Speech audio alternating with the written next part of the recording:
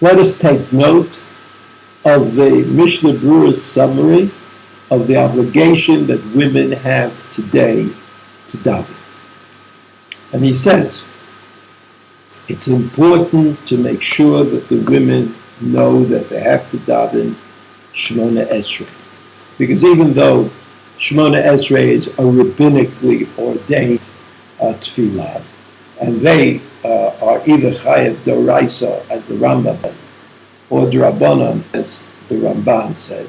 But even if they're Chayav D'Oraisa, as the Rambam said, it's reasonable that they should want to daven in the way that the Anshe Knesset Hagdolah determined. But he says beyond that, it's important that the women accept every day, as the men do, the yoke of heaven. And therefore, they should certainly say the first verse of Shema Yisrael, and probably all of Shema Yisrael, if they can. And then they should also say Emet V'Yatziv, in order to connect Geula, Ga'al Yisrael, to Tefillah of Shemona Esrei.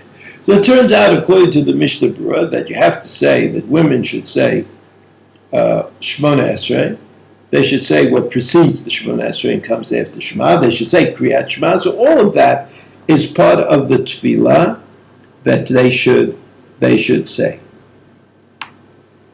And Tefillat Arvit may be a little bit different. Because after all, the obligation to daven Maariv is an obligation that's accepted by men.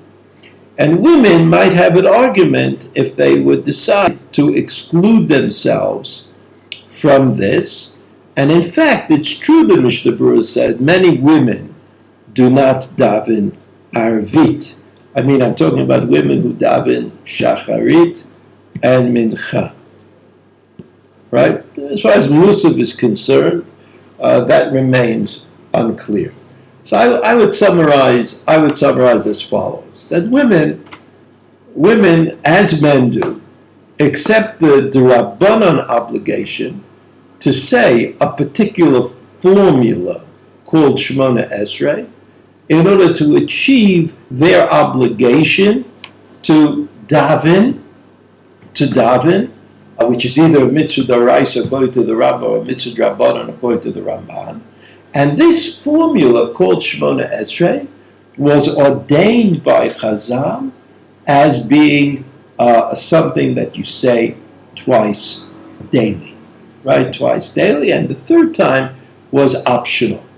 So clearly, women have to daven Shacharit and Mincha.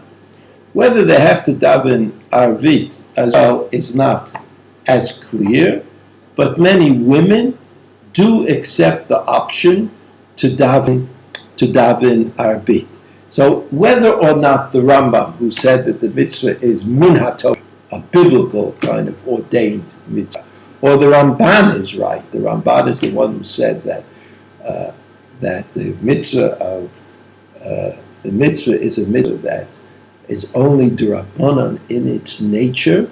In any event, it would seem that women should try to make it their business to daven Shachrit with the introduction to Shachrit, which is Kriyat Shema Ubirchatel, and then certainly say the Shemona Esrei of Shachrit. In Mincha, they say Ashrei, as the Gemara says. Rashi says that this is a kind of a joyous moment, that we think about the great salvation that God gave us, and then we say Shemona Esrei.